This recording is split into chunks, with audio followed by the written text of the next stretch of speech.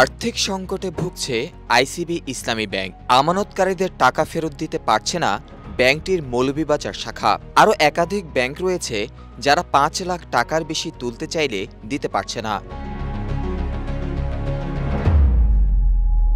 গত সপ্তাহে গ্রাহকের চাপে আইসিবি ইসলামী ব্যাংকের মৌলভীবাজার শাখা বন্ধ রাখার সিদ্ধান্ত হয়। ২ মাসেরও বেশি সময় ধরে ব্যাংকে আসা গ্রাহকরা টাকা না পেয়ে ফিরে যাচ্ছেন।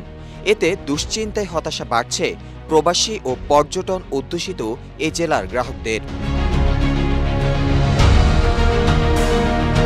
ব্যাংক থেকে আমানত ফেরত না পাওয়ার ঘটনা এটাই প্রথম নয়। ছোট অঙ্কের আমানত ফেরত দিলেও বড় অঙ্কের আমানত এখনো ফেরত দিতে পারছে না কয়েকটি ব্যাংক। এদিকে প্রাতিষ্ঠানিক বিনিয়োগ ফেরত দিতে পারছে না বেসিক ব্যাংক।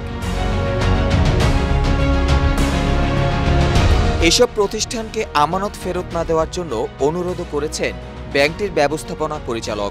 বাংলাদেশ কৃষি ব্যাংকের সঙ্গে মার্জারের খবরে আমানত হারাতে শুরু করেছে উত্তরাঞ্চলের রাজশাহী কৃষি উন্নয়ন ব্যাংক।